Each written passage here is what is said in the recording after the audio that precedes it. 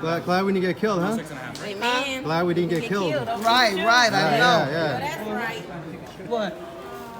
They ran out of my size. This guy had the last size, 9.5. I'm gonna kill him. Oh, no, don't kill him. This guy got the 9.5. Oh, that's the last. Yeah, that's the last one. Are you serious? Yeah, I'm gonna kill you now. Oh, sure. Well, I'll see you outside. Yeah, I'm gonna go parking lot.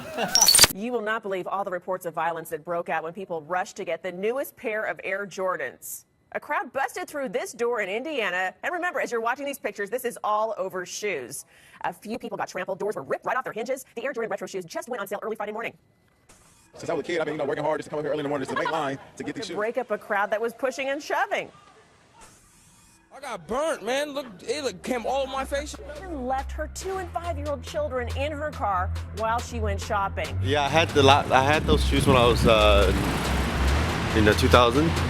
No, 1999. 2000. That was like the second retro that came out. But yeah, we'll see.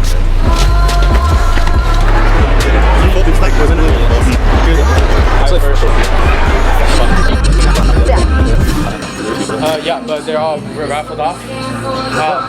So they're raffled, so they're reserved. Yeah. At 3 p.m. though, anybody who didn't pick up their Concords, whatever we have left, is on sale. Yeah. At 3 is when we release them. Okay, so if I give me a 3 years, then I You in the raffle? No.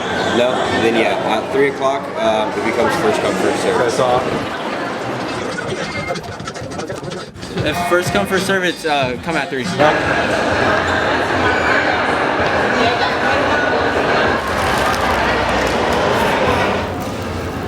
You waiting for the new Jordans to come out?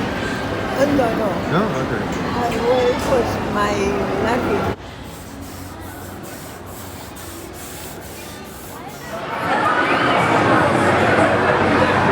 I think that's the release, right? Next year,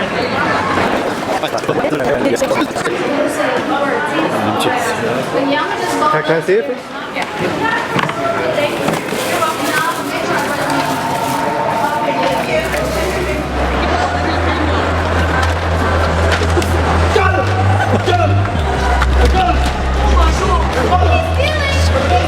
No, he's not. He's not.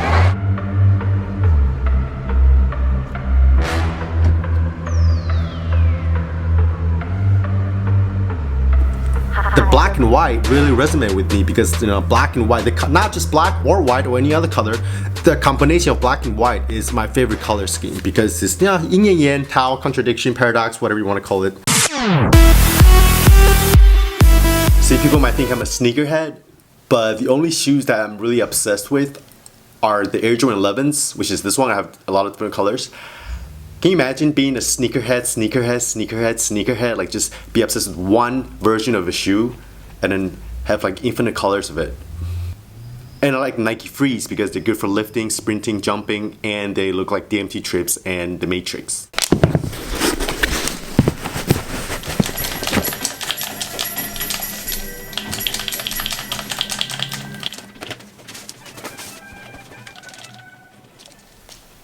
This is my first time playing video games in 10 years.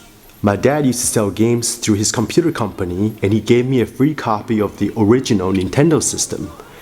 I became addicted and short-sighted as a result, negative 2.00 degrees, after just playing Super Mario Bros. Every day for a month.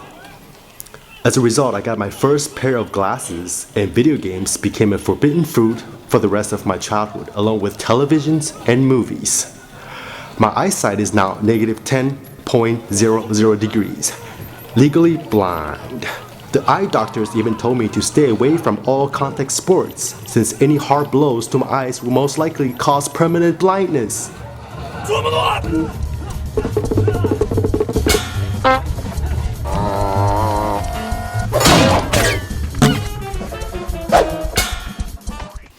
My dad would take me to all kinds of alternative treatments like Tai Chi, attempting to cure my myopia by any means. Going blind became my biggest fear. As a remedy, I blind myself on a daily basis as a child just to rehearse for what I thought was inevitable and quote-unquote visualize my way through life. I think this is why I have a hyperactive imagination. If I couldn't have my two eyes, the least I could do is see out of my third eye. After moving to America with my mom for high school, I finally convinced her to buy me the Nintendo 64, the first three-dimensional game system. The ultimatum was to practice the violin every morning for 2 hours instead of 1, and I could only hop on the games for 30 minutes a day on the weekends. Playing games became a guilty pleasure so great it felt like I was a teenage daughter giving blowjobs behind her father's back. Due to my fast reaction time and efficient CNS, which he ultimately transferred to the success in vertical jumping explosiveness and powerlifting and all athletic abilities, I became quite good, especially at GoldenEye. I would take on all my friends in couch collab and still shred them to pieces. But Mario 64 was my go-to game, and it inspired me to train for explosiveness and jumping ability and sprints.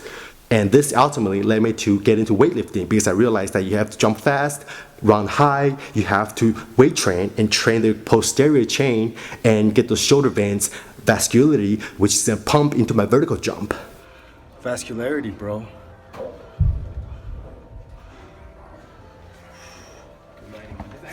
Oh, fuck, bro. How am I so shredded? I went out last night and like had 5 beers. But after hitting a 10 feet standing broad jump and a 65-inch box jump, in real life, I lost interest in video games altogether. Today, the closest endeavors that I engage in that resemble video games are Tinder, Instagram, lucid dreaming, and life itself.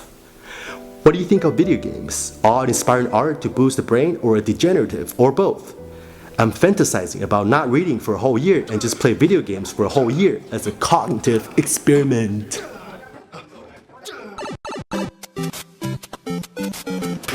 This targets just this striation right here. Only one striation.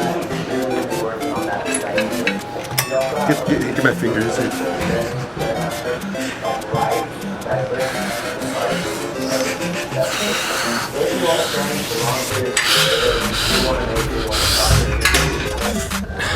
Middle finger.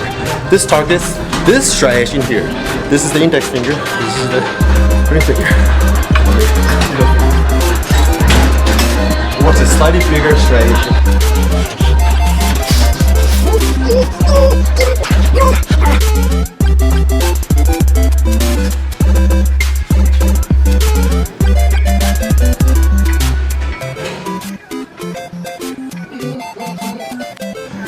Pinky.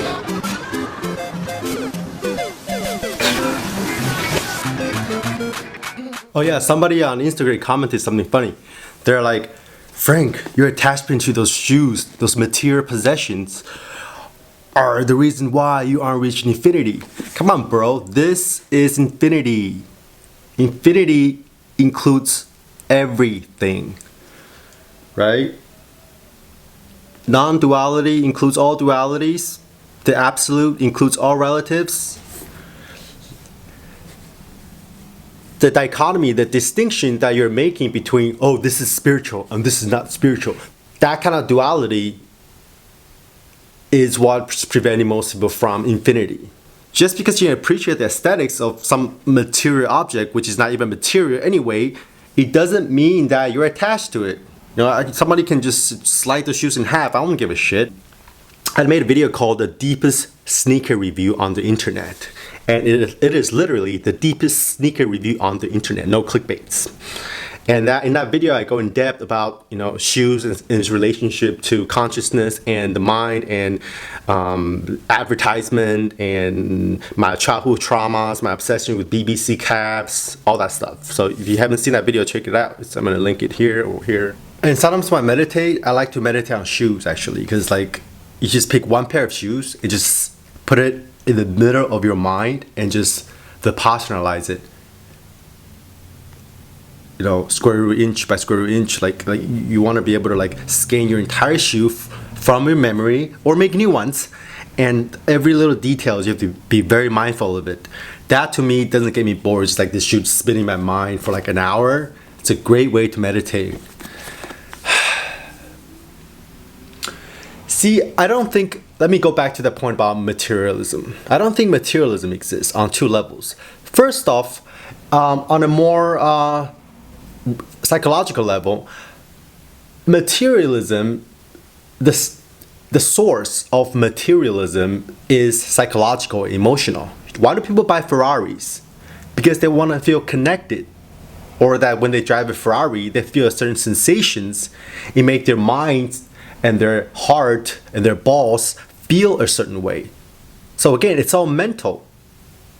It's a longing for connection, longing for an outer state of mind with those materials. Now, of course, I'm not saying materialism is good or bad. Second, on a more existential level, there is no material at all. Every material that you look at are the manifestation of emptiness, because emptiness is form, form is emptiness.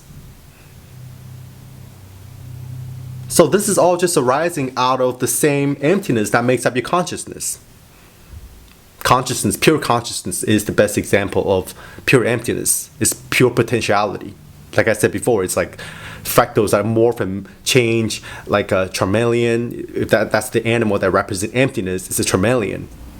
Or those DMT fractal simulations that you see on Google, or those Google Deep Dream. That's what emptiness look like if you can sort of visualize and conceptualize it. It's not a void.